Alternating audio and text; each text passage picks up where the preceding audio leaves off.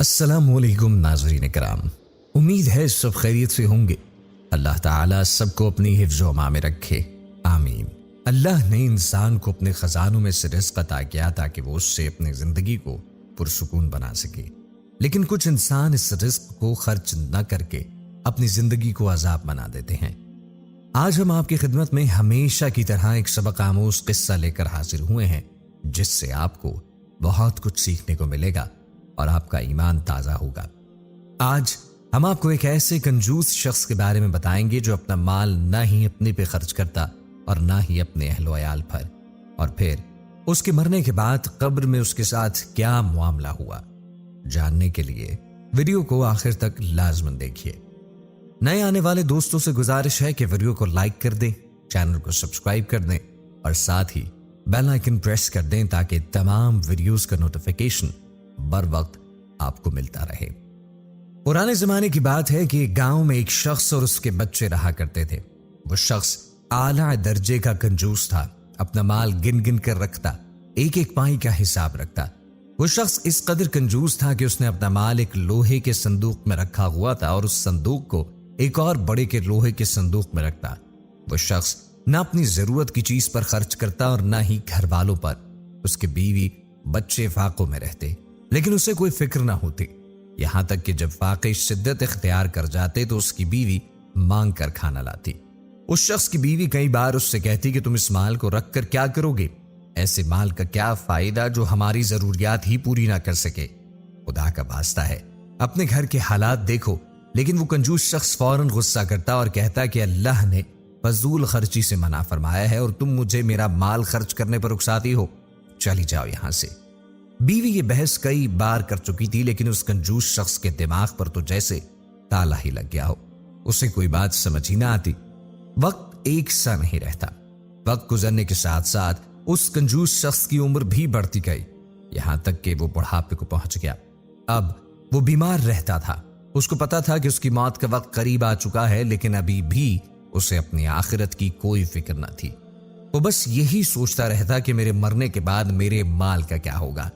ایک دن وہ اپنی بیوی کے ساتھ بیٹھا یہی باتیں کر رہا تھا کہ جب میں مر جاؤں تو میرے مال کا کیا ہوگا، وہ کس کے پاس جائے گا؟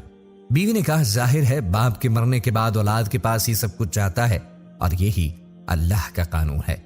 بیوی کی بات سن کر وہ بہت غصہ ہوا اور کہا کہ واہ، ساری زندگی محنت میں نے کی، اس سارے مال کو سنبھال کر میں نے رکھا، اور اب میرے بعد یہ سب کچھ میری اولاد کو مل جائے؟ نہیں، میں ایسا نہیں ہونے دوں گا۔ میں کوئی راستہ نکال لوں گا کہ میرا مال ہمیشہ میرے پاس ہی رہے گا۔ میں تم لوگوں کو اس میں سے پھوٹی کوڑی بھی نہ دوں گا۔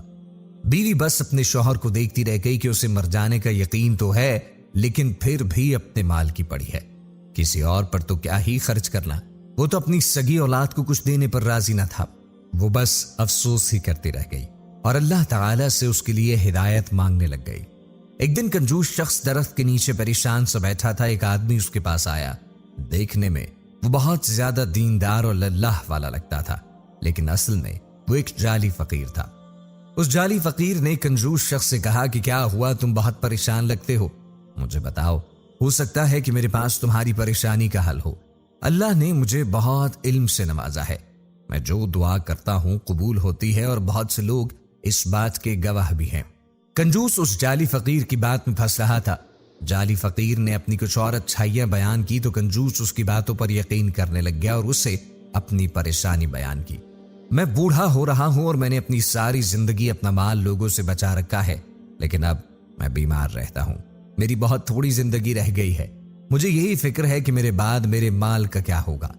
جعلی فقیر اس کی یہ بات سن کر سوچ میں پڑ گیا اور کہا تم ایسا کرنا کہ اپنے گھر والوں کو ایک وصیت کر دو اور ان سے کہو کہ جب تمہیں قبر میں دفنایا جائے تو تمہارے ساتھ تمہارا مال بھی دفنایا جائے۔ کنجوس شخص نے کہا لیکن میں نے تو سنا ہے کہ مرنے کے بعد مال کام نہ آئے گا۔ جعلی فقیر نے کہا تم فکر نہ کرو، میں دعا کروں گا کہ تم یہ مال مرنے کے بعد بھی استعمال کر سکو، بلکہ جتنا خرچ کرو تمہیں دوگنا واپس ملے گا۔ جعلی فقیر چونکہ اس شخص کی پسندیدہ باتیں کر رہا تھا تو وہ بہت خوش ہوا اور گھر جا کر اپنی بیوی کو یہ وصیت بھی لکھوا دی کہ مرنے کے بعد اس کا مال اس کے ساتھ دفن کیا جائے۔ بیوی بہت حیران ہوئی اور پوچھا کہ آپ کو ایسا کرنے کو کس نے کہا؟ کنجوس شخص نے بتایا کہ ہے ایک اللہ والے، بہت اچھی باتیں کرتے ہیں اور بہت سے لوگ ان کو مانتے ہیں، انہوں نے ہی کہا ہے اور انہوں نے میرے لیے دعا بھی کی ہے، اب تم ویسا ہی کرنا جیسے میں نے کہا۔ کنجوس شخص کی بیوی بہت عقل مند تھی اور اس طرح کی دولت کی لالچ میں اندھی بھی نہ ہوئی تھی، اس لیے سارا معاملہ سمجھ گئی تھی۔ اب اسے ڈر تھا کہ کنجوس شخص کے مرنے کے بعد وہ اور اس کے بچے لاوارث ہو جائیں گے۔ کنجوس شخص کے مال پر ان کا حق تھا، لیکن وہ مرنے کے بعد بھی ان کو دینے پر تیار نہ تھا، بلکہ ایک جعلی فقیر کی باتوں میں آ گیا۔ اب وہ اللہ سے مدد طلب کر رہی تھی کہ میں خود کو اور اپنی اولاد کو تیری پناہ میں دیتی ہوں، میرے شوہر کے بعد تو بس تو ہی ہمارا حامی و مددگار ہے۔ اب وہ وقت بھی آن پہنچا کہ جب کنجوس شخص کی روح قبض کر لی گئی۔ جب اسے دفنایا جا رہا تھا تو وہی جعلی فقیر کنجوس شخص کی بیوی کے پاس آیا اور کہا وہ صندوق دے دو جسے تمہارے شوہر کے ساتھ دفن کرنا ہے۔ بیوی کو جعلی فقیر پر بہت غصہ آیا، لیکن چپ چاپ مال و دولت سے بھری صندوق اس جعلی فقیر کو دے دی۔ جب صندوق اٹھائی جا رہی تھی تو سب لوگ بہت حیران تھے کہ مرنے کے بعد بھی اس شخص نے اپنے مال کو نہ چھوڑا۔ اللہ جانے اب اس کے ساتھ قبر میں کیا معاملہ ہوگا۔ بیوی گھر آ گئی اور جب اس کے ایک رشتہ دار کو یہ سارا معاملہ پتا چلا تو اس نے کہا کہ تم نے وہ صندوق کیوں اس جعلی فقیر کے حوالے کر دیا؟ بیوی نے کہا کہ میرے شوہر نے وصیت کی تھی اور مجھ سے وعدہ بھی لیا تھا کہ میں اس کی وصیت پوری کروں، تو میں وعدہ خلافی کیسے کر لیتی؟ لیکن میں نے اللہ سے دعا کی ہے، مجھے یقین ہے کہ وہ ہماری حفاظت کرے گا اور جو ہمارا حق ہے وہ بھی دلوائے گا۔ اس بیوی کے رشتہ دار کچھ لوگوں کو اپنے ساتھ اس قبرستان میں لے گیا جہاں کنجوس شخص کو دفنایا گیا تھا۔